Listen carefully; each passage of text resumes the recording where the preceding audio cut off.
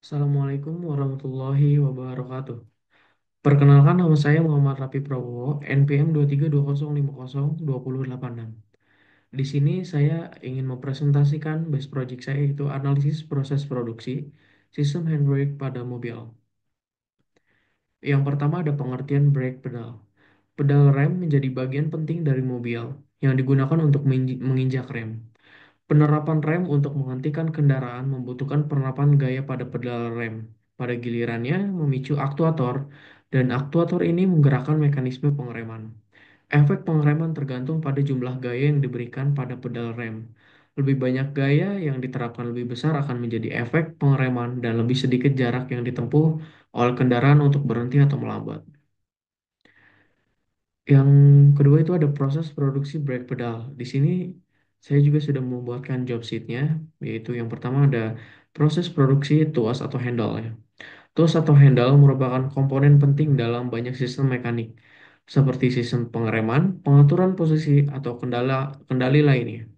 Tuas yang terbuat dari baja karbon dipilih karena memiliki sifat mekanis yang baik, seperti ketangguhan dan kemampuan deformasi yang tinggi. Baja karbon rendah ini digunakan untuk memproduksi tuas dengan kualitas yang terjaga, memenuhi spesifikasi teknis serta estetika. Terus yang ketiga ada proses produksi pegas spring. Pegas atau spring adalah komponen penting dalam berbagai aplikasi mekanik yang berfungsi untuk menyimpan energi dan mengembalikan posisi semula setelah mengalami beban. Pegas yang terbuat dari baja paduan tinggi ini dipilih karena sifat elastisitasnya yang sangat baik, serta ketahanannya terhadap deformasi dan keausan. Baja dengan kar Baja dengan kandungan karbon dan silikon seperti AISI 9255 atau SAE 1070 sering digunakan dalam pembuatan pegas ini. Yang keempat ada proses produksi roda gigi atau gear. Roda gigi adalah komponen penting dalam sistem mekanik yang digunakan untuk mentransmisikan daya dan perputaran antara poros. Roda gigi yang terbuat dari baja karbon menengah atau baja paduan dipilih berdasarkan kebutuhan aplikasi, seperti daya tahan atau beban yang harus ditanggung.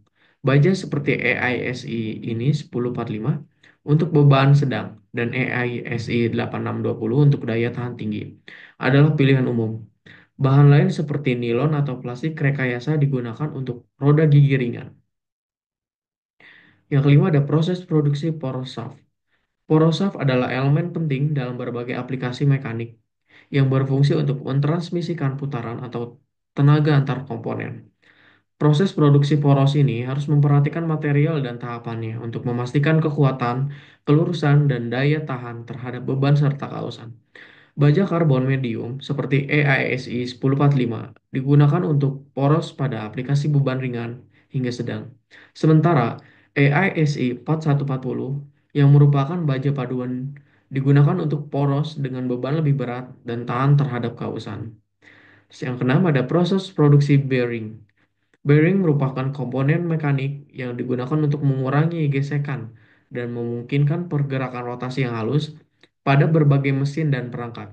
Untuk memastikan performa bearing ini yang optimal, dibutuhkan material berkualitas tinggi dan proses produksi yang presisi. Baja paduan kromium seperti SAE 52100 sering digunakan untuk cincin dalam dan luar bearing karena ketahanannya terhadap keausan dan kekerasannya. Sementara itu, kandang atau retainer bearing dapat terbuat dari baja, tembaga, atau plastik untuk menahan bola-bola di dalamnya. Next, ada juga proses produksi disc brake.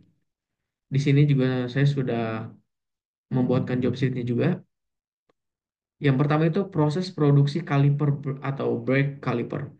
Kaliper adalah komponen penting dalam sistem rem cakram yang berfungsi sebagai rumah bagi piston dan bantalan rem. Kaliper bertugas untuk menekan bantalan rem terhadap cakram guna menciptakan gaya gesek yang memperlambat putaran roda sehingga dapat menghentikan kendaraan dengan aman dan efisien. Material utama yang sering digunakan untuk pembuatan kaliper ini yaitu aluminium, aduan, atau besi tuang nodular. Aluminium ini dipilih karena ringan dan memiliki kemampuan menghantar panas yang baik, sedangkan besi tuang nodular lebih ekonomis dan kokoh untuk aplikasi beban tinggi. Mengingat tuntutan performa dan 16 efisiensi kendaraan modern, penggunaan aluminium paduan seperti seperti A356 semakin umum karena sifatnya yang ringan, kuat, dan mudah diproses. Selanjutnya itu ada proses produksi cakram rem. Cakram rem adalah komponen utama dalam sistem rem cakram, berfungsi sebagai permukaan gesek untuk mentransfer gaya pengereman dari bantal rem ke roda, sehingga menghasilkan gesekan yang perlambat atau menghentikan putaran roda. Material yang digunakan juga yaitu bervariasi, tergantung pada aplikasi kendaraannya juga. Pada umumnya, cakram rem terbuat dari besi tuang abu-abu dengan kandungan karbon tinggi untuk kendaraan standar, sedangkan untuk kendaraan performa tinggi, yaitu cakram rem seringkali terbuat dari material komposit keramik atau besi caur grafit eksfoliasi atau EKG. Selanjutnya itu ada proses produksi brake pads. Bearing merupakan komponen mekanik yang digunakan untuk mengurangi gesekan dan memungkinkan pergerakan rotasi yang halus pada berbagai mesin dan perangkat. Untuk memastikan performa bearing yang optimal, dibutuhkan material berkualitas tinggi dan proses produksi yang presisi.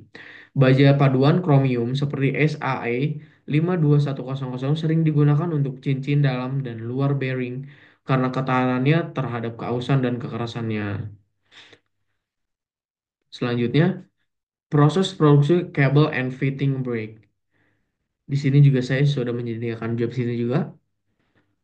Yang pertama ada proses produksi kabel rem. Kabel rem adalah komponen vital dalam sistem pengereman kendaraan yang berfungsi untuk mentransmisikan gerakan dari pedal rem ke sistem rem, baik rem cakram maupun rem tromol. Kabel rem terdiri dari inti kawat yang dilapisi dengan perlindungan luar untuk melindungi komponen internalnya dari kerusakan dan memperpanjang umur pakainya. Selanjutnya itu ada proses produksi fitting rem. Fitting rem adalah komponen yang sangat penting meskipun ukurannya kecil dalam sistem pengereman kendaraan.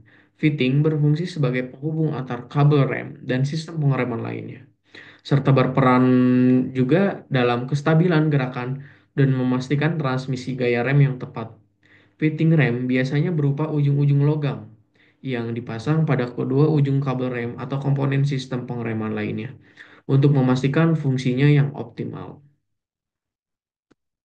Cukup sekian presentasi dari saya.